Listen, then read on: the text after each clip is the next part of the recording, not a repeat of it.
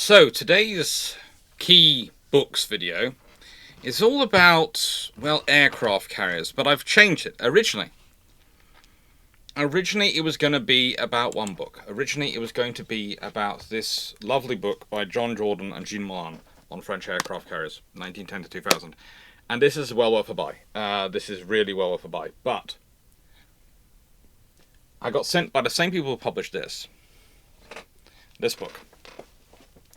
Written by the lovely Ermanno Martino, and I'm calling them lovely because, frankly, their writing is spectacular. Japanese Aircraft Carriers, 1920-1945. And honestly, if you're interested in aircraft carriers and you're interested in naval history, these books are going to make your Christmas. And worrying about the fact that Black Friday is around about this time and various other things are, in terms of sales of books, around this time, I decided I'm going to combine them both.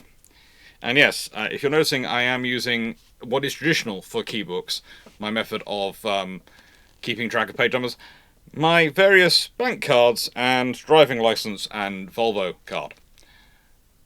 Look, it's what I used the first time I did this when I was doing Andrew Lambert's book, and I'm keeping up the tradition, instead of using the bookmarks I have available. Now, I was going to start off with the French one, but I'm going to interlace them. So I'm basically going to do a Japanese, and then a French, and a Japanese, and then a French.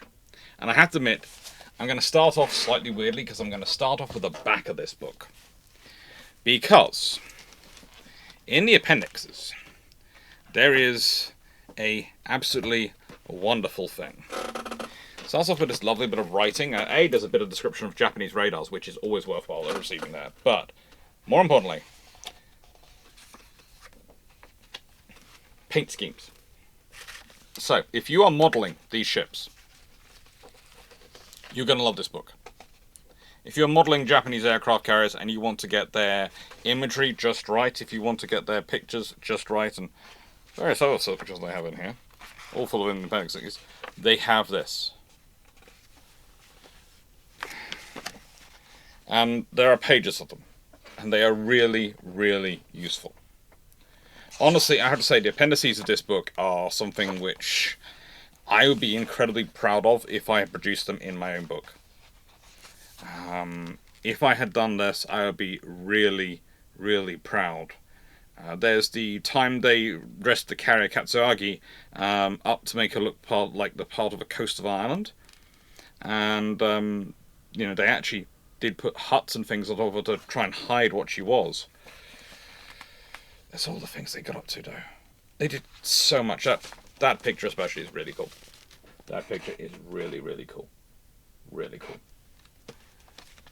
And there is information absolutely bounding out of these pages. And that is something with the books. Sometimes, I would say, you have two approaches you can make with your appendix when you're writing a book like this.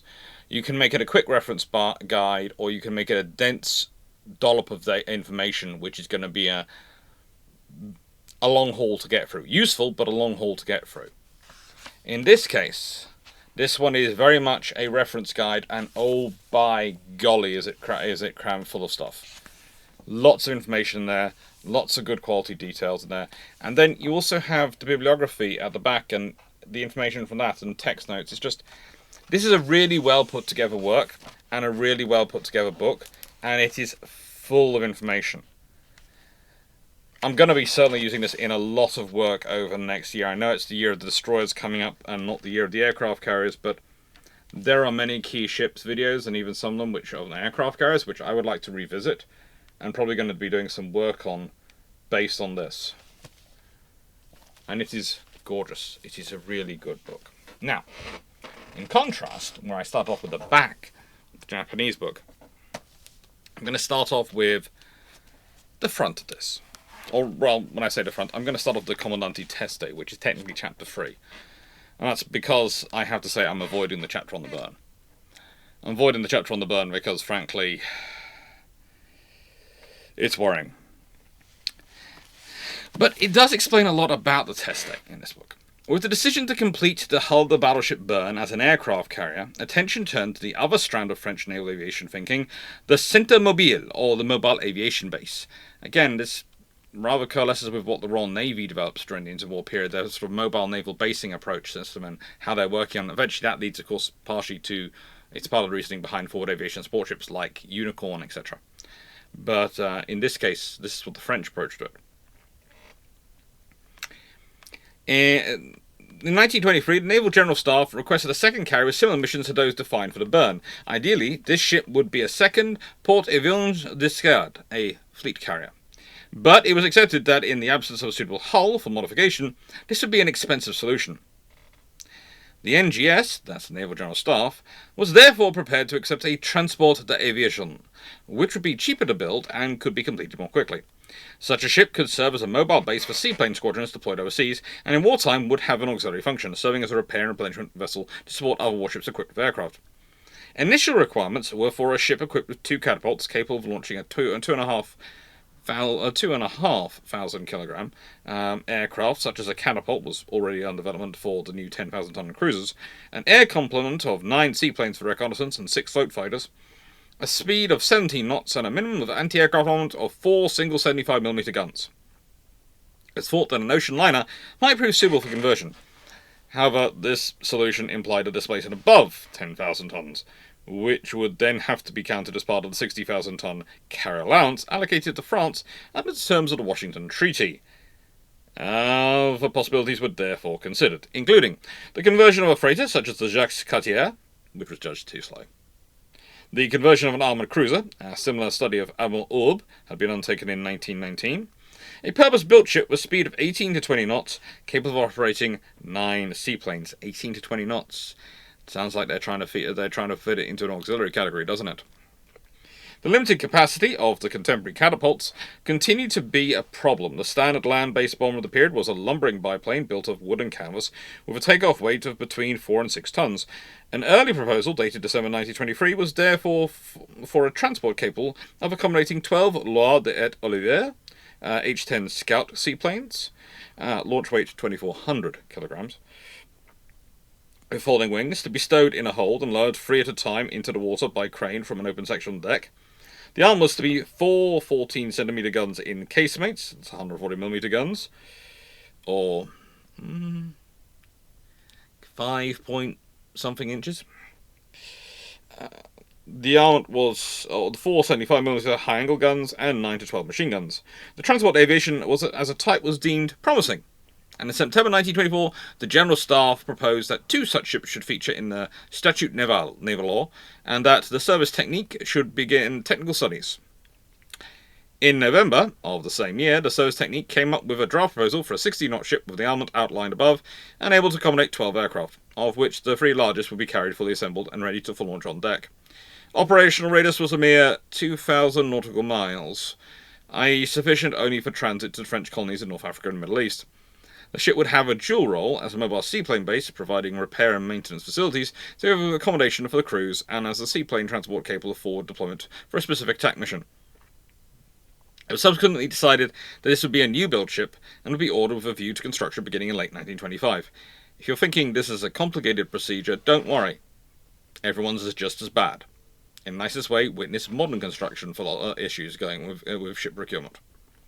As the design evolved, and of course it's going to evolve, there's going to be mission creep, further changes were made.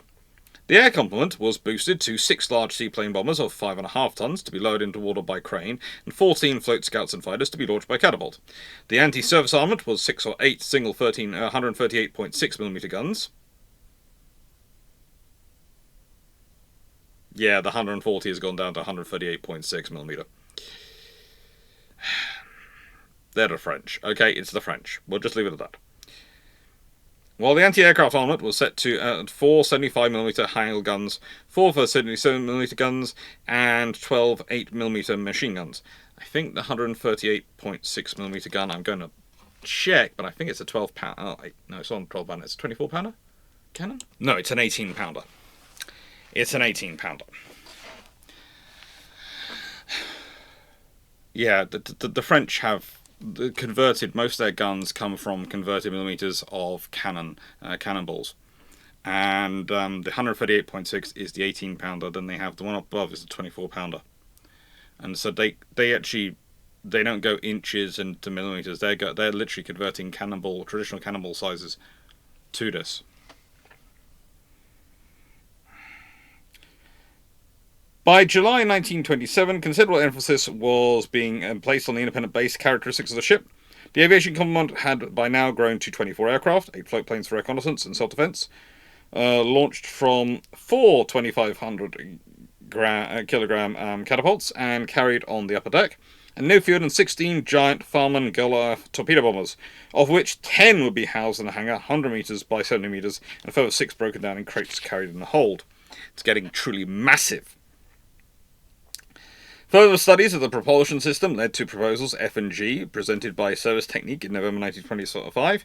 Design F featured a unit propulsion layout with twin funnels outboard and on echelon, and a hangar for 6 5.5-ton bombers. Design G had a conventional propulsion layout with the boiler rooms adjacent and a single centerline funnel, and a shorter, broader hangar divided into two by the ventilation trunking exhaust uptakes for the boiler rooms, capable of accommodating 10 5.5-ton bombers. The NGS opted for an amalgam of the two designs, with the hangar of Design G and the unit propulsion of Design F. The twin funnels being on the middle line, the boiler uptakes were later trunked together and led up a single funnel amidships. The final design was approved by General Staff in December 1925. The new ship, which would later be christened Commandante Teste, in memory of the man who had done so much to make French naval aviation a reality, was part of the 1925 tranche of the 1924 naval production, but construction was delayed for 1 year. Not unusual. It's now envisaged that the air complement would be 10 Farman Goliath torpedo bombers, of which 8 would be housed in the hangar and 2 broken down in crates in the hold, 12 fighter reconnaissance planes, of which 4 would be ready on the catapults, 4 would be in the hangar, they replaced 2 Farman Goliaths, and 4 broken down in crates in the hold. 20 torpedoes were to be stowed in the hangar, the warheads and bombs, up to 700 kilograms, being stowed in a magazine deep in the hull. 80 tons of aviation fuel was to be provided. When employed as a transport, the ship could carry 12 Goliath, 12 Recce float planes, and 36 aero engines. The project was passed to the Council General for the approval in March 1926, by which time propulsion power had been increased to 20 knots by the adoption of a new superheated steam plant. It was felt that the transport aviation of it as a type had certain advantages over burn. It could operate large, long-range torpedo bombers by keeping displacement to 10,000 tons. It escaped Washington Treaty constraints, and cost was relatively low. On the other hand, there were clear limitations in how the ship could be employed. Operations in adverse weather conditions were impossible. They were in any case marginal with fleet carriers given the aircraft and technology of today at the time. That's in the book. I would say the fleet you have to ask the most questions about that is the Royal Navy, which was the one operating most carriers, including North Sea. And their figures on what to operate are basically, it helps if your carrier was unsurprisingly, it helps if your carrier is actually faster. If your carrier is better at seakeeping anyway. The Burn had issues because of the way she'd been modified. But it's not much better than what the French were achieving. It gets a lot better over time because of increased experience, but it's not much better than the French were achieving at the time. But it's the benefit. The Royal Navy's operating 5 to 6 carriers, 7 carriers by 1939. They aren't all necessarily the biggest carriers, but they're operating the widest range of carriers, and they're getting the most experience from carrier operations, and they have the most money for training. So that's their advantage. The French have got Burn and they've got Commandante Teste, and they do an excellent job of managing their aviation capabilities with those and developing them. And yeah, it carries on, and the work they're doing in this ship and the designs you have in this book, it's just fantastic. The Commandante Teste chapter is one of my favourite chapters. You have lots of detail in here, you have lots of imagery, you have lots of very exploratory and explanatory writing. It's really worth a read. It's something which I have truly loved going through, and I have spent a lot of time with in this chapter. Yeah. It also explains to me a lot about the French thinking, because the French really did want long-range aircraft. They really did, and that's one of the reasons why they like the float-plane aircraft, because for a lot of the time, that's an advantage.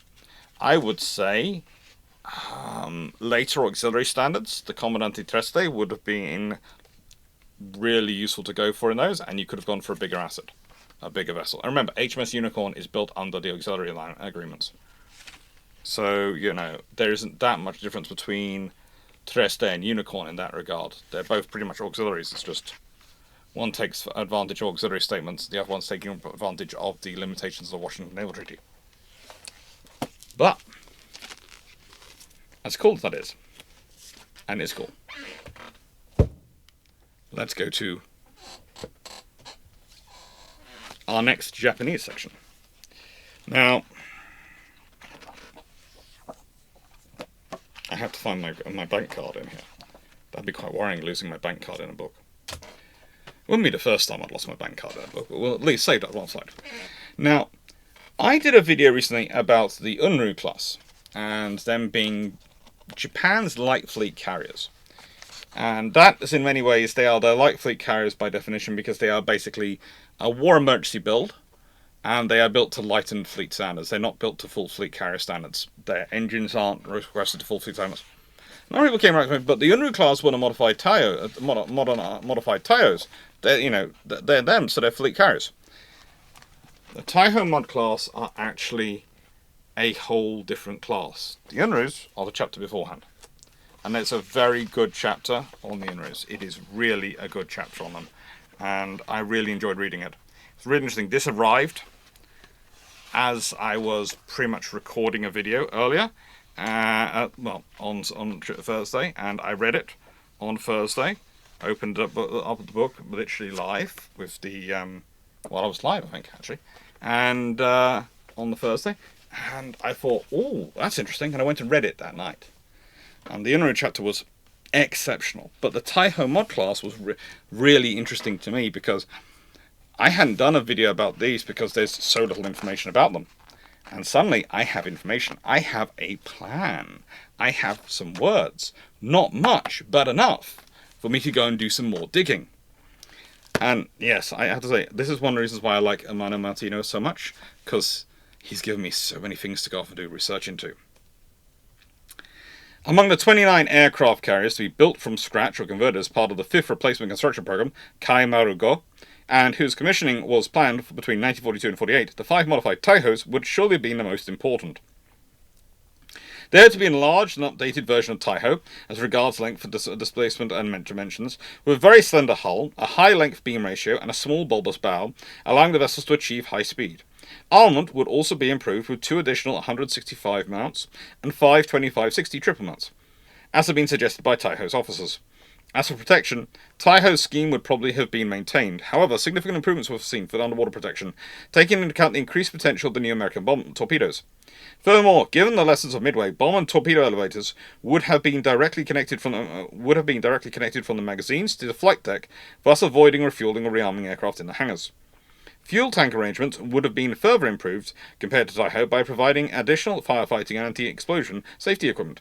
The loss of Taiho, which exploded after torpedoes hit her petrol tanks, had already demonstrated the importance of carefully managing this aspect of safety. Machinery included 4 general turbines, fed by 8 boilers, and was to be the same as Taiho. Each steam turbine would consist of a high-pressure stage, a medium-pressure stage, and a low-pressure stage, and the latter with a built-in reverse stage, in addition to a cruising turbine. All turbines would have been connected, by means of a single reduction gear, to the relevant shaft propeller. Although power was equal to Taiho's, the ships would be slightly slower due to the increased displacement. 2 rudders were planned, a large main one, a semi-compensated, and a smaller auxiliary one. 2 superimposed hangars were planned with an armoured flight deck fitted with 2 axial elevators. A second armoured deck, the lower hangar deck, would increase the protection of fuel tanks and magazines. The islands similar to Taiho's would have been located on the starboard side about 1/3 of the way along the ship's length, with built-in funnel inclined outwards. Landing operations would have been aided by 14 Type 3 Mod 10 arresting gears, 3 Type 3 emergency barriers, and 1 windbreaker. And I will again point out this lovely, lovely drawing. This is a really interesting drawing to work through for me. And yeah, I've had a lot of fun going through this book. This and the French aircraft carriers book, and the French aircraft carriers book is done by John Jordan, the same person who did all these things, Warships After London, Warships After Washington, this great series. And him and Moulin and Jean Moulin have produced an absolutely spectacular book with great graphics. This also has great graphics in it, and I was really, really pleased. I would say that Martino has done a book on Japanese battleships in 2019 and Japanese cruisers in 2023. And I will also say that a lot of the great publishing I've seen recently coming out on about the Japanese Navy and Japanese construction has come from a lot of Italian authors. And I think back to the fact that King's, the best historian we had there in the War Studies Department on Japan, especially Model 2, was a guy called Alessio Patalano. And there is something, the Italians have been doing a lot of study of the Japanese in terms of their historical work for the last few years, and it is really producing some absolutely fantastic work. It's coming out from their research, and I'm not sure what has inclined them towards that, but all I know is I am enjoying it, and I am lapping up every book I can get. Now, the Ibuki in here, again, this is another interesting fun thing, because it's got a lovely chapter on the Ibukis, and then it's got operations chapter. So, ship number 300 and our twin were planned as part of the July 1941 Maru-Kyu plan and laid down at Kure in April 1942. Both ships were heavy cruisers, featuring, with some improvements, the characteristics of the two Suzuyas. The Imperial Navy staff, certain that war was inevitable, had decided to adopt the design of warships already in service, both for economic reasons and to keep construction times as short as possible. Both cruisers were still in the initial construction stage when the disastrous clash at Midway forced a radical rethinking of new construction priorities. Consequently, the few keel elements placed in the shipway for the cruiser being built in Nagasaki were demolished to free it up and allow construction of the aircraft carrier Amagi. The cruiser being built in Kure was more advanced, so it was decided to continue construction, launching the hull in May 1943. She'd officially been named Ibuki on 5th April. Ibuki's hull remained in Kure for some time, waiting for the Imperial Navy staff to decide on her use. Initially, they considered transforming her into a fast fleet oiler, a naval component that the Japanese were rather lacking. But the idea of conversion into an aircraft carrier prevailed because Japan had left with so few of them after Midway. I do wonder if the tanker conversion might have been more useful. But we'll leave it to one side. Probably aware of the American decision to transform some Cleveland-class cruisers into light aircraft carriers, the future Independence class. The Japanese decided to follow the same path, considering the Ibuki's small size did not allow her transformation into a fleet carrier. On the other hand, since her hull was equipped with sufficient armour and she was capable of reaching a high speed, it would have been unreasonable to use her just for escort purposes. Thus, based on the specifications provided by the Imperial Navy, a conversion design was drawn up on the autumn 1943. Entrusting its execution to the Sasebo Arsenal, to where the submarine support ship Jungi towed Ibuki's hull. Dismantling the magazines, initially planned for the 7.9-inch guns, allowed the housing of aircraft bombs and torpedoes, as well as ammunition intended for the ship's defence. 8-inch guns, but I can understand why they put it in the 7.9. Despite some opposition, it was also decided to halve the original machinery plan, with a maximum power of 152,000 shaft horsepower, allowing 35 knots. Thereby eliminating 2 pairs of boilers and the aft-geared turbines, driving external propellers. Spaces thus gained were allocated to new oil and petrol tanks, the latter being allocated, uniquely on Japanese aircraft carriers, inside the armoured citadel. In view of the extreme danger posed by petrol vapours, the loss of the then brand new Taiho to this cause, resulting in some rethinking on this matter during the reconstruction of Ibuki. Consequently, as an additional protective measure, it was decided that regardless of the location, inside or outside the armoured citadel, these tanks would be shielded with pre-stressed concrete panels. That's really useful. That is really useful. As for hull production, it was decided to adopt the configuration originally planned for the Sansaya class cruisers. This included a compound armoured belt, NVNC and CNC steel plates, with a maximum thickness of 100mm, 25mm at the edges. Horizontal protection would be provided by 35mm CNC steel armour deck, tapering to 60mm. Underwater protection was to be provided by 2 small bulges, running almost the entire length of the machinery spaces. These also aimed to improve transverse stability, however this would be to the detriment of speed, which was to be around 29 knots. Still good. Let's be honest, anything over 28 knots is fine for a carrier at this point. Machinery included 2 Campon geared turbines, which fed by 4 Campon boilers, working at 22 kilograms centimeters squared on 300 degrees C, in terms of pressure, would develop 72,000 shaft horsepower. A small island, located on the starboard side, would house command and control spaces. The usual downward inclined funnel would be placed above the island. 27 aircraft were to be housed in a single hangar connected to flight deck. by two 13 by 11.6 meter axial elevators. The flight deck would be fitted with 2 Type 3 Mod 10 safety barriers and 9 Type 3 Mod 10 arresting gears. While the safety barriers would be placed abeam the island, the arresting gears, regularly spaced from each other, would be positioned between the middle and aft sections of the flight deck. Due to the limited width of the flight deck, the windbreaker was not planned. Regarding armaments, the Japanese had initially envisaged only 22 Type 96 2560 triple mounts. Later, due to the new types of Allied aircraft being able to survive 25mm hits, and the emphasis is not only can they survive the hits, it's can a 25mm hit them. It was decided to replace 6 25mm mounts with 2 new Type 98 76.2x60 twin mounts, already installed in the Agano class cruisers. 4 4.7-inch 28-barrel rocket launchers were also added, 2 forward on port side and 2 aft on starboard side. Regard to electronic equipment, Shuzio Fuki, in his Japanese naval vessels at the end of World War II, reports 2 Type 13 radars, 1 atop the island and 1 aft the treadmill mast, 1 Type 22 and 1 Type 21 radar, respectively positioned atop the island and in a pod position on the starboard side, a flight deck, and a sonar net room connected to 12 passive hydrophones, 6 on each side, would be located bar. Now, I say, one of the things I did enjoy about this book is it does reference other books quite openly. And I did like the reference of Shinzo Fukui. His book, Japanese Naval Vessels at the End of World War II, is really, really good. Really, really good. And again, lots of pictures. Lots of pictures and stuff in there. Lots of interesting stuff. It is... Yeah, and then it goes back to the operations section. And some discussion of their operations. This is a really good read to have on Japanese carriers. It really is something which, if you're interested in Japanese aircraft carriers, you should be going for, because it is spectacular. With that being said, returning to French aircraft carriers for our final section of French aircraft carriers. And somewhere in here is my driving license. Oh, found it. That was almost worrying. Now, Joffre and Appendices. Yes. Now, I picked out this section to read out to you because it's about carriers which aren't built, but it's worthwhile comparing them too, because you see, they have a comparison table of contemporary designs. Ark Royal, Graf Zeppelin and Joffre. And the displacement of the two, you've got Ark Royal, 22,000 tons. Graf Zeppelin, 23,200 tons. Joffre, 18,000 tons. Flight decks, rather the same. Ark Royal's is a bit bigger, but in the Joffre's is 201 metres by 27 metres compared to the Graf Zeppelin and Ark Royals, which are both 240 metres plus by 229 metres. In their maximum dimensions. Again, it's worthwhile that Joffre has her constant wet width the whole way along of her flight deck, whereas for both Ark Royal and much greater extent Graf Zeppelin, they taper their flight decks. So, yeah.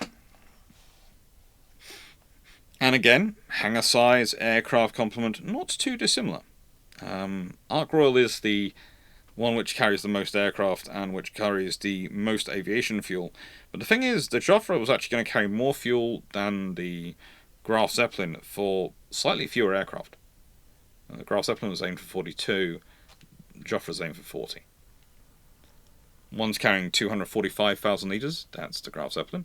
Joffre 270,000 litres. So it gives you a good, interesting comparison between the European carriers, as they put it, on their designs. And the section I really want to read to you is the asymmetric flight deck bit, and a few bits after that. The most striking feature of the PA-16 design was its asymmetric flight deck and upper hangar, a feature that was introduced with the PA-13 study. See Chapter 4, and Chapter 4 is worth a read. Rather than being aligned with the ship's axis, the flight deck was offset 6.83 metres to port. The attraction of this arrangement was that it counterbalanced the weight of the island to starboard, which was a particular issue with the PA-16 due to the location of the 130mm twin gun turrets at either end. It also meant that the flight deck could retain its full 27-metre width throughout. The downside of this asymmetric flight deck was that no major anti-aircraft weapons could be mounted to port. This was not considered desirable by either the Royal Navy or the US Navy, which continued to mount 4.5-inch and 5-inch guns respectively on sponsons just beneath the flight deck, the level of the flight deck on the port side. Both the latter navies emphasised the impracticality of firing larger high-angle guns across the flight deck during air operations. How the French attempted to circumvent this by locating all the major caliber high-angle guns atop the island. where they could engage hostile aircraft to port or starboard without impacting on air operations except at very low angles of elevation. However, here's the thing, and this is what I point. In theory, the French are correct. I'm not going to dispute that. You can do that. In practice, do you want to be firing over your mates' heads while they are loading aviation fuel and bombs and torpedoes and ammunition into aircraft? It just seems a risk to me that I'm not sure I want to take. It does save weight and other things, but it seems to me a risk I don't want to take. The solution made for a exceptionally long island, which increased air turbulence over the flight deck and also precluded locating many of the ship's boats to starboard. The solution adopted to the later problem of study. Sorry, I read study from from next sentence on. The solution adopted to the latter problem, which had been likewise adopted in the PA-13 study, was to locate 7 of the smaller boats on sponsons beneath the overhang on the flight deck to port, with access from the upper hangar. This was also a platform at the forward end for a quadruple light AA mounting and a rangefinder to preclude strafing attacks below the level of the flight deck on the port side. As part compensation, the flight deck stopped short of the bow and stern, as in US Navy carriers, thereby enabling light air gun weapons to be mounted at the extremities of the ship. The flight deck, which was 16mm steel, had an overall length of 201 metres and was tapered only at the forward end. This represented an increase on the 20mm over the burn, some 38 metres if the after round down of the latter ship is taken into account. In contrast to the burn, there are only 2 lifts connecting the flight deck and the upper hangar, and these were at the fore and aft ends of the flight deck. However, I will say, unlike with the burn, there are 3 different types of lifts for 3 different types of ships. These lifts are joyously similar. And I say this as joyously similar, but, in terms of their theoretical capacity, but it's as their theoretical capacity because of their design. The forward lift had a T configuration adopted for the PA-14. Length was 30 metres and maximum width 70 metres, allowing it to accommodate the largest aircraft with wings deployed. It literally is a T shape. The arrangement and configuration of the aft lift was identical to the one devised for the PA-15 study. It was aligned with the aftermost extremity of the flight deck and was open on 3 sides. This enabled dimensions to be reduced without precluding the possibility of raising or lowering a fully deployed aircraft. Length was 12.5 metres, while maximum width was only 6 metres, the lift being tapered at its aft end to accommodate the tailplane of the aircraft. So literally both lifts can lift large aircraft, which is different than the burn. Oh, good lord. Why are you doing this, camera? Thank you. There you go. Spot me now? Oh, good lord, camera, Look, camera, that's just disturbing. Up we go, camera.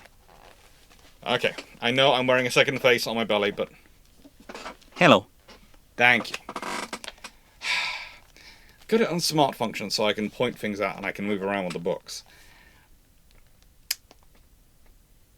Its smart functions seem to be occasionally too concerned with going a bit below the belt, which is frankly worrying me on this particular camera, but I'll have to have a conversation with it about modesty settings at some point. Caramba, cameras. Now, the significance of new lift arrangements for air operations was considerable. Both lifts could accommodate a fully deployed aircraft. This meant that, in contrast to the contemporary British Ark Royal, whose unusually narrow lifts required the wings of an aircraft to be folded before it struck down in hangar, aircraft landing aboard Joffre could be struck down immediately in their fully deployed condition, the wings being folded for storage once the aircraft was safely inside the hangar. This made for a faster recovery cycle. Moreover, the position and configuration lifts facilitated double-end operations, similar to those envisaged with the US Navy. So the aircraft making a conventional landing over the stern would be struck down via the forward lift, while the bow lift could be utilised for aircraft landing over the bow. The layout of the transfer wires reflected those intended arrangements, whereas Byrne had only 4 cables, and these were located on the after part of the flight deck, where they were straddled 2 after lifts. In Joffre, there were 9, and they were located amidships. A beamed the island structure, double-ended operations are evidenced by the provision of not 1 but 2 hooped landing sites located between the second and third arresting cables at either end of the central landing section. Now, I will say this, and there are some excellent other plans on the back here for all this. It's interesting to read that analysis. It's kind of a contrast because for the French, it was landing, being able to put the full-size aircraft down the carrier would mean you could get the aircraft off the deck more quickly. For the British, the idea was that you were going to fold the aircraft's wings anyway before they went down, because that made it more easy to maneuver the aircraft inside the hangar and taking up space, so you could more easily accommodate more aircraft and maneuver aircraft around in the hangar. Now, to an extent, the British one is forced by their lift design, but that's also the reason they stick with it when they could change their lift design, and they do have lifts of various designs, so they test it out, is because of their obsession with hangar organisation and the fear that that's going to be a bottleneck, whereas for the French it's the landing and recovery which is the bottleneck, because that's the bottleneck on burn. So it's interesting to see how the early carriers can have an effect on your design choices. But yes, both these books, excellent ones. Norman Friedman's done some excellent books on British and American aircraft carriers in the same period, which are well worth a read. And yeah, I hope you enjoyed this. I hope you enjoyed this review. I know it's not a massively long review of two wonderful books, but I wanted to make it both books. I wanted to make it balanced, and I wanted to get it out in time. So if you were making your choice for Christmas, you have, well, the information you need to hopefully make some good choices for you. And I hope you have a very good Christmas, whatever presents you get. Thank you very much for watching. If you liked the video, please do like, share, and subscribe. That really does help the channel grow. And, well, thank you. Take care.